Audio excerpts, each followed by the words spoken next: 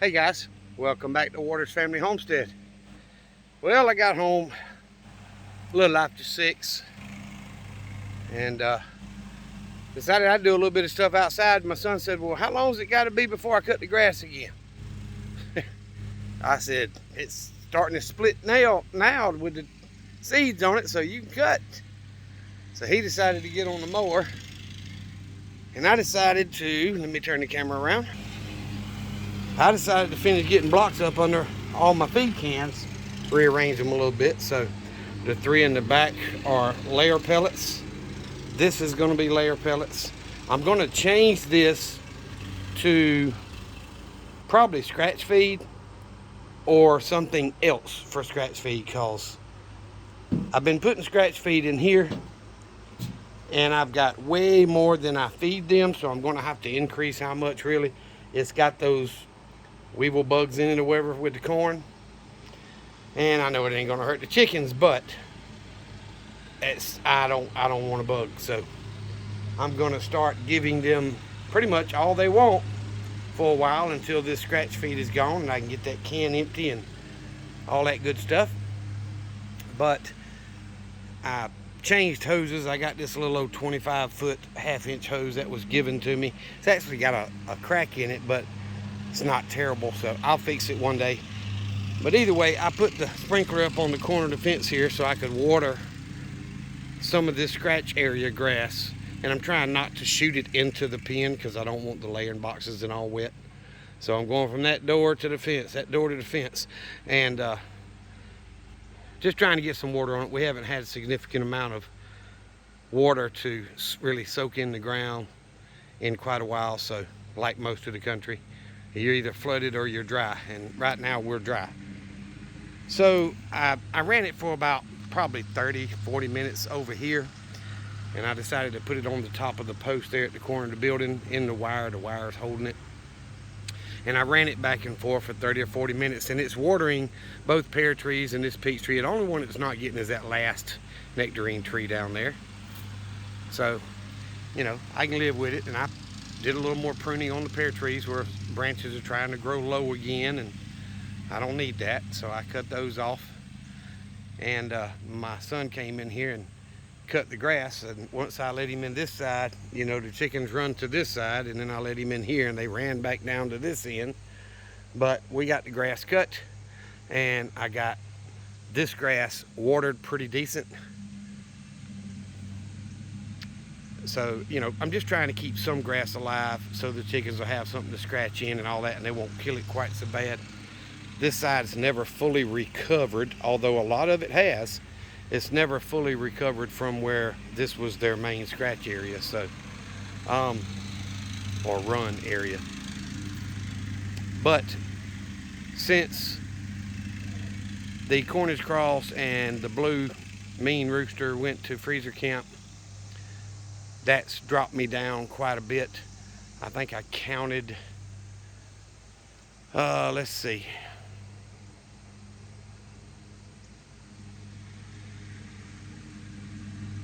With the 3 turkeys, I should have about 28. So 25 chickens and 3 turkeys. So it's lightened my feed bill tremendously. I've told y'all before, I will never buy Cornish Cross again. First of all, I can't guarantee that I've got time to process them when they need to be processed. These went way too long. But guys, those things just sat at the feeder and ate and ate and ate. So it's been 4 whole days since I processed, or the Cornish Cross went to freezer camp with the blue rooster. It's been 4 whole days.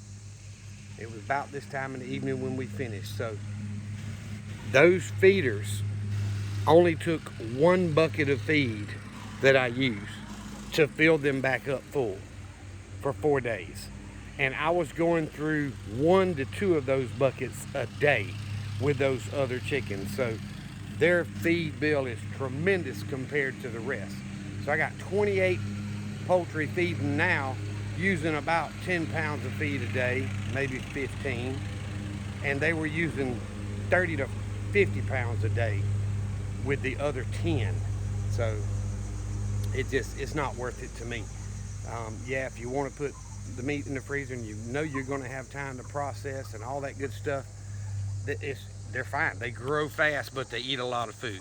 So, you know, right now, with the availability of food in the grocery store, crap hasn't quite fully hit the fan yet. You can go buy poultry for about what you're going to raise it for, as much as those things eat. Now, if they would scratch and graze like the rest of the poultry does, yes, it's cheaper to raise them yourself. But right now, you can buy it in the store cheaper than you can raise a Cornish cross for. They eat way too much, unless you really restrict how much feed you're giving them every day. And I just don't have that kind of time, guys. I go to work early in the morning. Sometimes I come home after dark. So their feeders always have food in them, and they took advantage of it and they ate a ton. So I'm glad they went to freezer camp, and my turkeys are getting bigger. The rest of the flock is doing wonderful. And like I say, I'm just not giving them enough scratch. I'm gonna use up all that scratch before I buy any more. Get that can empty. And my plan is to buy another can, but what I'm thinking is I'm just going to use this bigger can here that I had scratch in for layer pellets, and then put the scratch in there and do one bag at a time, so I can avoid the bug problem, because I don't have to have the scratch feed after crap hits the fan. I just need to make sure my chickens are getting the nutrients they need, which is the layer pellets. So that's my goal. Anyway, I think I'm going to get on the tractor and work on that old raised bed down there a little bit more. I pulled the boards out of it the other day, so all I got to worry about now is the stumps and the roots and all. And I think I'm going to tinker on there where my son finishes up cutting grass. He'll probably be done in 30 minutes. He cuts a lot faster than I do. I have to slow that Kubota down. That thing is way faster than I want to be able to cut. And he'll even tell you, if you hit one of them holes where a tree used to be out there, you're going too fast, that thing just about throw you off that lawnmower. So let me go get my work truck moved, my personal truck moved, so he can cut the parking area, and then I'm probably going to get on the tractor. So, guys, I appreciate you watching the videos. All the new subscribers, thank you very much. I really do appreciate it. Guys, if you're not preparing, please, you need to get prepared.